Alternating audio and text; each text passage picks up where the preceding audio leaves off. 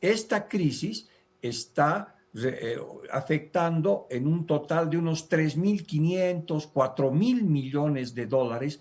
Eso es 7, 8% del Producto Interno Bruto.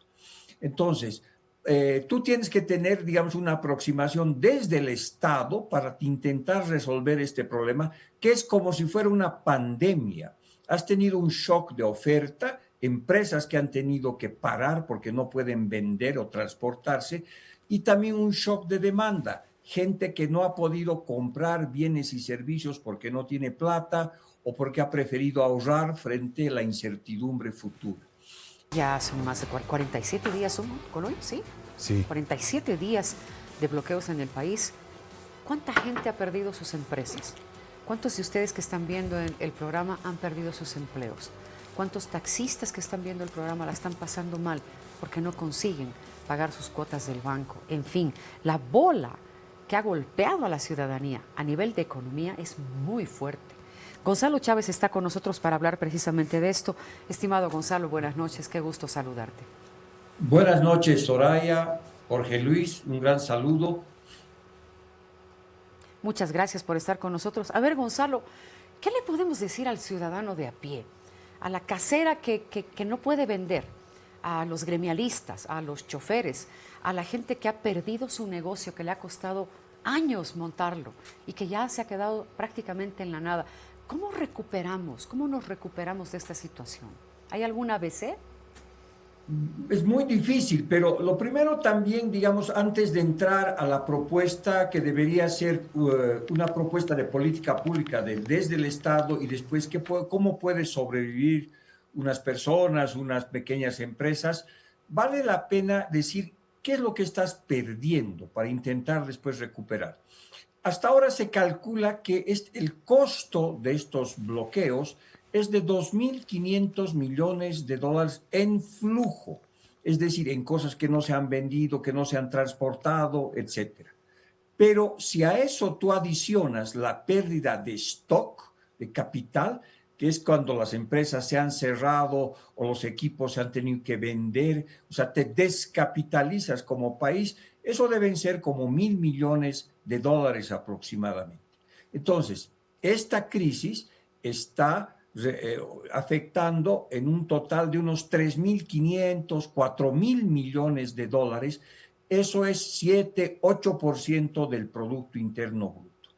Entonces, tú tienes que tener, digamos, una aproximación desde el Estado para intentar resolver este problema, que es como si fuera una pandemia. Has tenido un shock de oferta, empresas que han tenido que parar porque no pueden vender o transportarse, y también un shock de demanda, gente que no ha podido comprar bienes y servicios porque no tiene plata o porque ha preferido ahorrar frente a la incertidumbre futura. Y, por supuesto, la caída del stock, la muerte del capital físico, la muerte del capital social muchas veces. Entonces, ¿qué es lo que la gente tiene que hacer? Primero el Estado es el primero que tiene que hacer cosas, ¿no es cierto? Porque tiene que tener políticas post-crisis como si fuera la pandemia. Entonces, refinanciamiento de deudas, resolver los problemas relacionados a, por ejemplo, algún fondo para los transportistas, fondo para el turismo, fondo para la gastronomía. Vas a tener que crear un montón de recursos para reponer stock y para reponer flujo. Después seguramente puedes actuar también con programas de empleo de emergencia para jóvenes, programas de empleo para pequeñas obras en ciudades pequeñas, en municipios, en gobernaciones, todo esto tal vez focado fuertemente en La Paz y el Alto, que han sido las más duramente golpeadas. Entonces, trabajas por el lado de la oferta y por el lado de la demanda también. El Estado debería comprar bienes y servicios para ciertos sectores que no han vendido durante todo este tiempo. Por ejemplo, digamos los hospitales públicos, el ejército debería focalizarse en pequeñas y medianas empresas. Podrías inclusive dar un bono, ¿no es cierto? Un bono a la crisis, no sé cómo llamarlo, pero que genere movimiento en la economía. Entonces, el Estado tiene que hacer cosas de una crisis como si fuera una pandemia por el lado de la oferta y la demanda. En ese contexto de reactivación de demanda agregada, que va a costar mucho dinero, ¿no es cierto?, que no lo tienes, vas a tener que también tener estrategias individuales. Entonces, ya las estrategias individuales son un poco más complejas. Primero, el nombre del juego ahorita es no cerrar la empresa, no preocuparse con la rentabilidad y preocuparse sobre todo con el flujo y no cerrar. Cerrar es muy duro, ¿no? Ahora, si cierras, deberías cerrar, ¿no es cierto?, parte de tu negocio o cosas de ese tipo. Después también en términos de empleo, si eres una pequeña empresa, no despedir a toda la gente, sino utilizar periodos y decir, bueno, vamos a trabajar a medio tiempo durante un periodo. Después ser muy cuidadoso con los gastos, ser absolutamente cuidadoso, cuidando la demanda también. Si tienes un restaurante y hacías 20 platos, pues ahora harás 5 platos, pero bien hechos, focalizándote en la gente que va a trabajar contigo. Si estás en turismo, también tienes que transformar costos fijos en costos variables, de tal manera que puedas afrontar este periodo que puede durar, no sé, meses para algunos casos o años para otros. Entonces tienes que ponerte en un modo de sobrevivencia como empresa, ir a buscar a los clientes, no esperar que vengan a ir a buscarlos. Y es lo que está ocurriendo en una economía informal como la nuestra. Si tú agarras la zona sur en La Paz o en otras partes de la ciudad, vas a ver que los productores, los vendedores se están acercando al cliente. Entonces, todas esas son estrategias de sobrevivencia que ayudan parcialmente, pero si el contexto macroeconómico no tiene las políticas públicas para ayudar la oferta y la demanda, pues lamentablemente una pequeña empresa o un vendedor pues no tiene mucho que hacer. Trágico y qué tremendo el hecho que podamos compararlo con algo tan grave como la pandemia, Gonzalo, increíble. A ver, quiero ir con esto de, bueno, tú dices que se necesitan hacer varias políticas públicas. Uno de las exigencias de la Central Obrera Boliviana está en que no se va a permitir que haya un crédito del Fondo Monetario Internacional y que además va a haber vigilancia a los demás créditos que ingresen de otros organismos como el Banco Mundial, la CAF, etcétera. ¿Es necesario endeudarse? ¿Necesitamos endeudarnos porque tú dices que esta reconstrucción, el hecho de poder levantar la demanda, todas las medidas que tú has manifestado y lo has dicho, requieren de mucho dinero? Dinero que, bueno, en este momento, con todas las exportaciones que se han contraído, pues no debe haber mucho disponible. Entonces, ¿necesitas de los desembolsos de organismos internacionales? Mira, simplemente hay que dar datos. Si tú tienes un déficit público de 12, 15% del PIB, eso significa 6.000, 7.000 millones de dólares que no los tienes, que ya estás gastando más de lo que te ingresa. Buena parte de los ingresos en la economía boliviana venían del sector gas. El gas estaba exportando 6.500 millones de dólares y ahora exporta solamente 1.000 millones de dólares. Entonces no entra dinero a la economía boliviana y el Estado está prácticamente quebrado, ¿no es cierto? Entonces no tienes de dónde sacar esos recursos. Supongamos que el sector minero puede mejorar rápidamente. Sin embargo, eso puede ayudar parcialmente a la economía, pero no va a ayudar al Estado, porque los impuestos que cobramos al sector minero como un todo, Estado, empresas privadas y transnacionales y cooperativistas, no pasa del 10% del total de impuestos y regalías. En el sector hidrocarburos era 60%.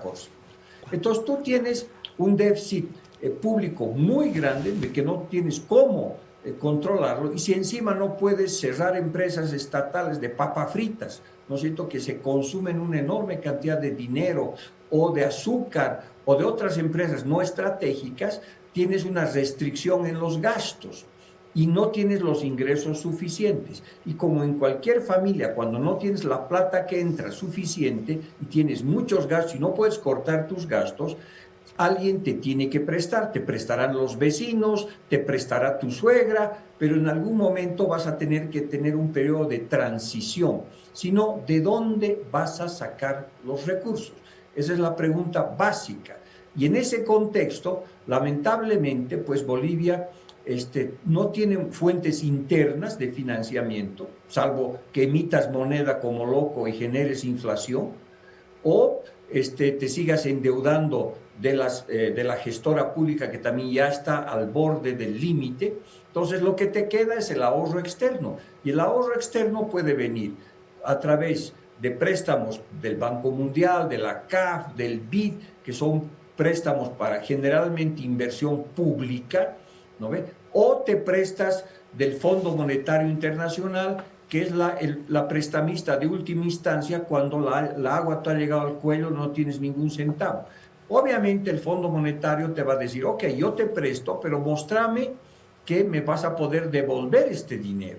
Y para eso tú tendrás que decirle, mire, yo voy a generar recursos de este lado, y él te va a decir, mira, oye, tú tienes 70 empresas estatales, de las cuales 3 funcionan y las otras es gasto, gasto, gasto.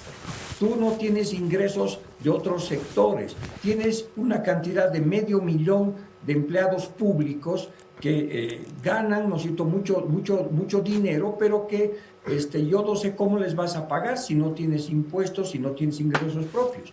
Entonces, casi el asunto de buscar créditos internacionales se está volviendo un tema de vida y muerte, y en el caso de la prohibición que pone la Central Obrera Boliviana para la relación con el Fondo Monetario Internacional, debería ser pues acompañar, decir, ok, no vamos al fondo, dime de dónde saco 4,000, 5,000 millones de dólares que tengo para sobrevivir este año. Y eso es la respuesta que debería dar la COP, ¿no es cierto? ¿Y de dónde va a sacar eso? Porque eso no es ingreso de exportaciones, es ingreso que surge de la economía para financiar gastos. O que la COP nos diga dónde van a cortar 4,000, 5,000 millones de dólares, que es para pagar pues, al funcionamiento de la máquina estatal. Entonces, lamentablemente, por el fracaso del modelo económico anterior, por haber estrangulado la gallina de los huevos de oro, que era el sector gas, y no haber creado fuentes alternativas, ahora estás yesca, ahora estás quebrado. Y en estas circunstancias, lamentablemente, yo no veo otra alternativa que apelar a los créditos que puedan darse. Y ojalá mayor cantidad a la CAF, al BID, pero en algún momento necesitas dólares de libre disponibilidad para pagar la compra de combustibles, para pagar tu deuda externa, para mantener tu tipo de cambio estable. Tienen que haber dólares, y los dólares pues no llueven, ¿no es cierto?, o no salen en las plantas, salen, ¿no es cierto?, o de un préstamo o del aumento de tus exportaciones. Pero esas exportaciones tienes que de alguna manera también capturarlas vía algún tipo de imposición. Entonces, si los cooperativistas mineros del oro, por ejemplo, que pagan 2,5% de impuestos, deciden ser solidarios con el resto y por lo menos van a 10, probablemente vas a tener ahí una partecita de la plata. Bien. Gonzalo, queremos agradecerte por toda la explicación tan importante sobre este tema que, bueno, estamos atravesando una situación crítica aparentemente, pero tú lo has explicado de una manera muy clara y didáctica como siempre. Muchísimas gracias.